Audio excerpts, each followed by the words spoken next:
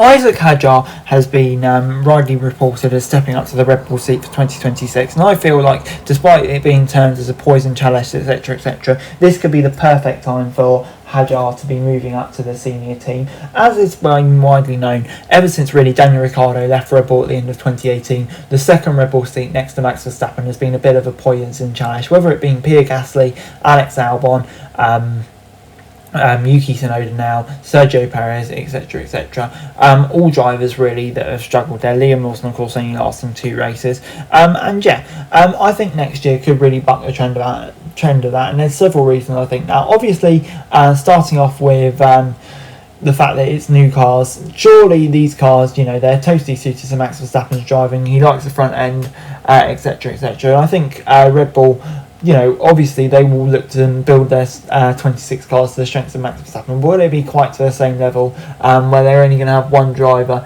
in the mix? Personally, I don't think it will be. I think it'll be a bit more even. It'd be stupid not to. We've seen it over the last few years in the championship, really, how much it's cost Red Bull, and I think at the end of the day, it needs to come to an end, and the 2026 cars may be able to suit the second driver more, where it may be either designed slightly more, or the cars don't suit Max Verstappen as much. Adding into that, obviously with Laurent Mekies taking the step up, he's a lot different to Christian Horner. He's come from the Red Bull Junior program, and I think we've seen it ever since he took over. He's given much more thought about how to help Yuki Tsunoda with his struggle. So I don't see any reason why it be the same. Why it wouldn't be the same with Isaac Hadjar, and yet that could lead to Red Bull designing a car that kind of accommodates both of its drivers more. A reset as well, where Max Verstappen doesn't know the car as well when you're walking into a team, not knowing the car as well as your teammate. When your teammate's Max Verstappen, that's not particularly helpful, is it? So yeah, walking into a seat where you've got the same base knowledge of the car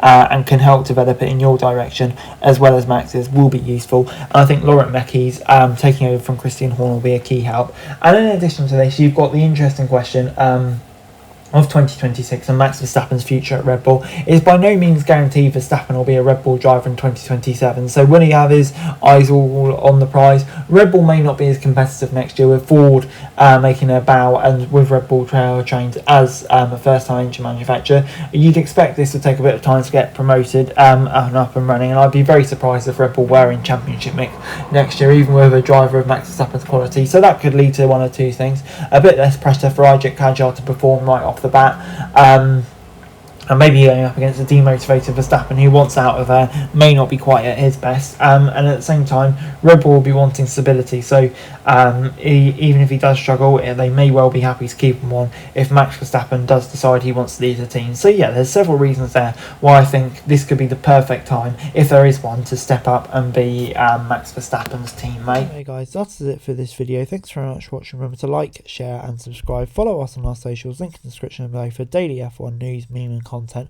Subscribe to our other channels on screen right now, that'd be greatly appreciated. Thanks very much for watching. Peace out.